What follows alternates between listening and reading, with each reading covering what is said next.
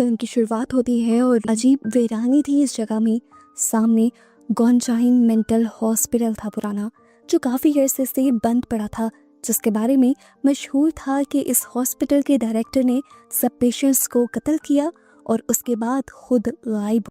इसी हॉस्पिटल की हकीकत को जानने के लिए दो लड़के इस हॉस्पिटल के अंदर जाते हैं, लाइव स्ट्रीम करते हुए, जिसके जरिए बहुत से लोग उन्हें देख रहे थे। दोनों कैमरास के सामने बहुत एक्साइटेड होकर बताते हैं कि और कोई हमें रोक नहीं सकता। ये कहते हुए ये लोग आगे रूम नंबर 402 की तरफ बढ़ने लगे, जिसे पहले कभी किसी ने नहीं खोला था। जैसे ही दरवाजा खुलने लगता है, अचानक से एक घंटी बजती है, कैमरा हिलता है और खौफनाक चेहरा कैमरे के सामने आता है, जिसके बाद दोनों लड़के गायब। सब परेशान और डिस्टर्ब हो जाते हैं, पर एक फेमस यूट्यूबर हाजून के लिए ये खबर ब्लेसिंग साबित होती है, क्योंकि उसे अपने यूट्यूब चैनल हॉरर टाइम्स के लिए एक न्यू कंटेंट आइडिया मिल गया था। वो डिसाइड करता है कि वो अब इस असाइलम को एक्सप्लोर करेगा लाइव स्ट्रीम के साथ। उसके रिसर्च करने पर पता चलता है कि 1960s में ये हॉस्पिटल सबसे बेहतरीन समझा जाता था, लेकिन फिर 50 लोगों की अचानक मौत वाले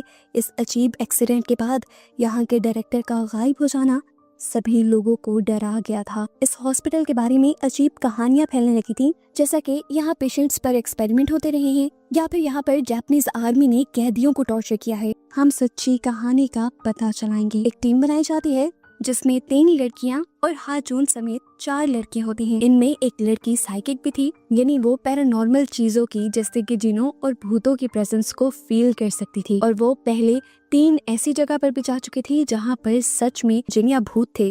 अब रात का सीन दिखाया जाता है। सभी लोग अपने कैमरास और माइक्रोफोन्स लेकर हॉस्पिटल के दरवाजे के सामने से गुजरते हैं। डरते हुए ये लोग अंदर जाते हैं। अंदर का माहौल बहुत ही ज्यादा खतरनाक था। हर तरफ गुप्त अंधेरा था, जगह जगह टूटा बिखरा सामान और उन पर जमी हुई सालों की डस्ट। अंदर जाते ही सब लोगों को ऐसा महसूस हो रहा था कि जैसे कोई उन्हें देख रहा हो। हाजून खुद लाइव स्ट्रीम कंट्रोल करने के लिए असाइलम के बाहर कैंप लगा लेता है और खुद अंदर जाने के बजाय बाकी सभी लोगों को अंदर भेज देता है। इन लोगों के अंदर रूम्स को चेक करने पर इन्हें एक अजीब सी डॉल मिलती है। यहाँ लेबोरेटरी में जो लोग पूरी लेबोरेटरी को चेक कर रहे होते हैं एकदम से डर जाते हैं, क्योंकि उन्हें लेबोरेटरी के एक बर्तन के अंदर एक मरा हुआ चिकन मिलता है। जबकि बाहर से जो लोग इस हॉस्पिटल को चेक कर रहे थे एकदम से वो चीख मार देता है, क्योंकि उसे लग रहा था कि स्विमिंग पूल में एक लाश तैर रही है। जब ये लोग अपने स्टिक से उसे चेक करते हैं तो पता चलता है कि वो तो खाली एक विग थी। यहाँ एक लड़की हॉस्पिटल की एक दीवार पर अपना नाम लिख देती है, क्योंकि ये उसके जिंदगी का पहला खतरनाक एक्सपेरिमेंट था। अपने नाम के नीचे उसने लिखा था, चलो जिंदगी जिए।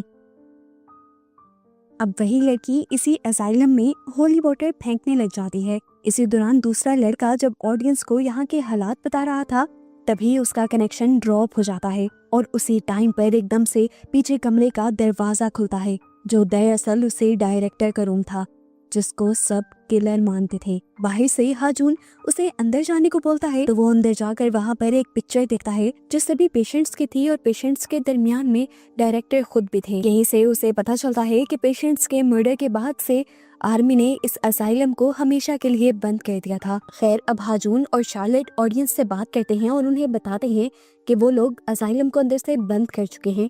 सभी लोग इस टाइम असाइलम के अलग-अलग रूम्स के अंदर खड़े हैं और देखते हैं किसके साथ क्या होगा। काफी देर इंतजार करने के बाद जब वहाँ कुछ नहीं होता तो ये सारे लोग डायरेक्टर के रूम में चले जाते हैं और वहाँ जाकर घोस्ट को बुलाने का रिचुअल शुरू कर देते हैं। इन्होंने इस रूम को पूरी तरह सजाया था। बहुत सारी बेल्स लगाई थी, कैंडल्स लगाई थी और जिन जिन चीजों से सोल अट्रैक्ट हो सकते थे वो सारा काम इन्होंने यहाँ पे किया था। अब ये लोग अपना रिचुअल शुरू कर देते हैं। अचानक यहाँ पर मौजूद सभी कैंडल्स बुझने लगी। वो सारी घंटियां जो इन्होंने यहाँ पर लगाई थी वो भी जोर जोर से बजने लगी। सभी डर गए, पैनिक हो गए और बाहर भागे। सबकी हालत देखने वाली थी, लेकिन फिर खोदा पहाड़ निकला चूहा। ये तो हाजून के साथियों का प्रैंक निकला। हाजून जो बाहर बैठा था वो तो बहुत ज्यादा खुश था, क्योंकि उनकी इस हरकत से व्यूज बहुत तेजी से बढ़ गए थे और लोग बहुत शौक से उसकी लाइव ट्रांसमिशन में लगातार लाइक्स और कमेंट्स कर रहे थे। शार्लेट जो कि एक साइकिक है, हाजून अब उसके ऊपर भी प्रेशर बनाने लगता है कि तुम भी ऐसी कोई एक्टिंग करो जैसे तुमने यहाँ पे कोई भूत देख लिया है या किसी भूत से कॉन्टेक्ट कर रही हो, ताकि व्यूज आए। अब उसके बाद का कहना था कि खुद उसी के टेंट के अंदर लाइट्स फ्लिकर करने लग जाती हैं। वो अपना काम जारी रखता है और उसे लगता है कि उसका जनरेटर खराब हो गया होगा। अंदर दिखाया जाता है कि पूरी टीम मिलकर अब लैब के अंदर जाने वाली थी, जहां से इन्हें पहले मरा हुआ चिकन और ऊट पटांग की चीजें मिली थी। अब यहाँ नोटिस करने वाली बात ये थी कि इसी लैब के अंदर इन्होंने एक डॉल देखी थी, और अब जब ये लोग वापस इस जगह पर आए थे, वो डॉल अपनी जगह से दूसरी जगह पर रखी हुई थी। जायहान और शार्लेट ये देखकर डर जाते हैं, क्योंकि उन दोनों ने ही ये बात नोटिस कर ली थी और ये काम उनमें से किसी का भी नहीं था। यहाँ पर उनके ग्रुप का एक मेंबर उन्हें बताता है कि ये डॉल बिल्कुल एक पेशेंट जैसी लग रही है, जिसकी तस्वीर उसने डायरेक्टर के रूम में देखी थी। वो लड़का एक्साइटेड होकर उस डॉल को उठाने लगता है तो शार्लेट उसे रोक देती है, मना कर देती है कि उसे हाथ मत लगाना। शार्लेट को डर लगने लगा था, उसका माथा पसीने से भीग गया था, यानी सच में यहाँ कुछ था और वो फौरन इस रूम से बाहर जाना चाहती थी। और जब वो अपने आप पर कुछ कंट्रोल पाते हैं तो दोबारा अपने ग्रुप को ज्वाइन करती है। अब 8 लोगों का ग्रुप 4 लोगों में डिवाइड हो जाता है। 4 लोग ऊपर रूम नंबर 402 की तरफ बढ़ने का फैसला करते हैं और 4 लोग थेरेपी रूम को विजिट करने का डिसाइड करते हैं। यहाँ पर ये लोग बहुत से ऐसे कंटेनर्स नोटिस करते हैं जो दिखने में कॉफिन जैसे लग रहे थे, लेकिन इन कंटेनर्स के फ्रंट पर एक होल बना हुआ था। अब यहाँ पर एक लड़का उस सुराख के अंदर हाथ डाल लेता है और ऐसी एक्टिंग करता है जैसे अंदर से किसी ने उसका हाथ पकड़ लिया था। वो जोर से चिल्लाता है। शार्लेट इस मर्तबा डर जाती है। वो सबको ऐसा करने से मना भी करती है, लेकिन कोई उसकी बात नहीं सुनता। व्यूज लेने के चक्कर में बाहर से हाजून की आने वाली इंस्ट्रक्शन के मुताबिक ये सब लोग उस कंटेनर के अंदर हाथ डालते हैं और सभी ऐसे एक्टिंग करते हैं कि जैसे अंदर से किसी ने उन्हें पकड़ा हो। अब शार्लेट को भी ऐसा करना पड़ता है इन सब के प्रेशर में, और उसके साथ सच में वही हो जाता है जिसका उसे डर था। कॉफिन के अंदर से किसी ने उसका हाथ पकड़ लिया था और वो हाथ छोड़ने को तैयार भी नहीं था। वो जब डर कर चिल्लाने लगती है तो सब उसकी मदद के लिए आते हैं, उसे मिलकर खींचते हैं, लेकिन सबकी ताकत कम पड़ गई थी। आखिर अंदर जो कोई भी था उसने खुद ही शार्लेट का हाथ छोड़ दिया, और शार्लेट ने जब हाथ बाहर निकाला तो देखा जैसे किसी ने अपने तेज नाखूनों से उसे खरोंचा हो। ये सब लोग डर गए थे, इसलिए फौरन कॉरिडोर की तरफ भागते हैं और तभी देखते हैं कि किसी ने शार्लेट का स्कार्फ पकड़ लिया है। शार्लेट जब कॉरिडोर में आती है तो देखती है कि जहाँ पर उसने अपने नाम के नीचे लेट्स लिव लिखा था, वहाँ अब तुम्हारी मौत लिखा हुआ आ रहा था, और इससे वो और भी ज्यादा डर गई। जायहून और शार्लेट पैसों से ज्यादा अपनी जान बचाने का सोचते हैं और इस मिशन को यही अबॉर्ट करने का फैसला करते हैं। शार्लेट रोते हुए अपने कैमरे में रिकॉर्ड करती है कि ये शायद उसकी जिंदगी की आखिरी रिकॉर्डिंग और आखिरी व्लॉग हो, क्योंकि ऐसे लग रहा है कि उसकी जिंदगी पे किसी ने कर्ज दे दिया है, शराब दे दिया है और अब वो मर जाएगी। हाजून बाहर से अपने साथियों को कहता है कि तुम जाकर हाजून और शार्लेट से कहो कि तुम्हें इस लाइव स्ट्रीम के और भी ज्यादा पैसे दिए जाएंगे। शायद पैसों को सुनकर वो इस मिशन को अबॉर्ट न करें। इससे पहले कि वो 2 लड़के उन तक पहुंचते, ये दोनों उस असाइलम से बाहर निकल चुके थे, लेकिन बाहर जाते ही ये लोग झाड़ियों में फंस जाते हैं। इन्हें आगे जाने का रास्ता ही नहीं दिखाई देता। हाजून के जिन दोनों साथियों ने वीडियो को पैरानॉर्मल बनाने का प्लान किया था, उनके साथ ही सबसे ज्यादा डरावने काम होते हैं।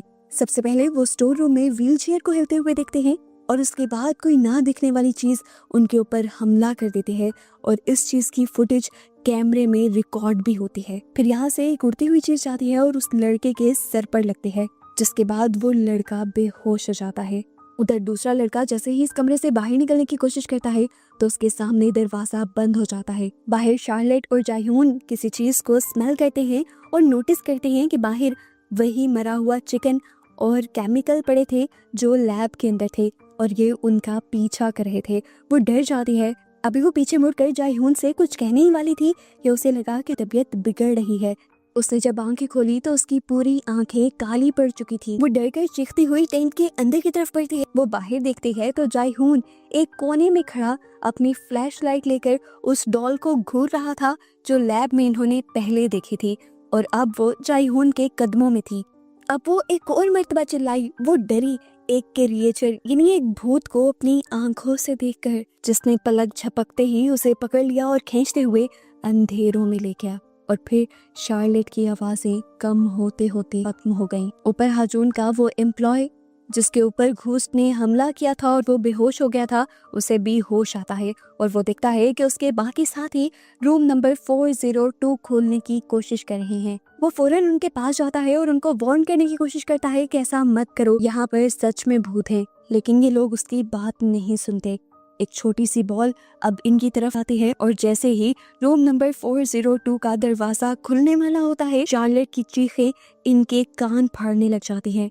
आखिर वो दरवाजा खुलने पर ये पूरी जगह काले अंधेरे में भर जाती है। इनके इंफ्रारेड कैमरास जिनके अंदर भूत देखे जा सकते थे, वो सारे तेजी से ब्लिंक करने लग जाते हैं और इनके पास मौजूद बाकी सब चीजों के सिग्नल्स कट जाते हैं और इनका लाइव स्ट्रीम का कनेक्शन भी टूट जाता है। आंख झपकते ही इन तीनों ने देखा कि वो तीनों उस रूम के अंदर थे जहां चारों तरफ पानी भरा था, जैसे ही रूम कोई स्विमिंग पूल हो। इनके डर का लेवल एंड हो जाता है जब ये लोग अपने पास बहुत सारी सोल्स को देखते हैं और फिर कुछ ही सेकंड्स में एक के बाद एक ये तीनों पोसेस हो जाते हैं। हाजुन, जिसका अपनी टीम से कनेक्शन बिल्कुल टूट गया था, वो अपनी टीम को चेक करने के लिए जाता है और उसे सामने विंडो में कोई खड़ा हुआ नजर आता है।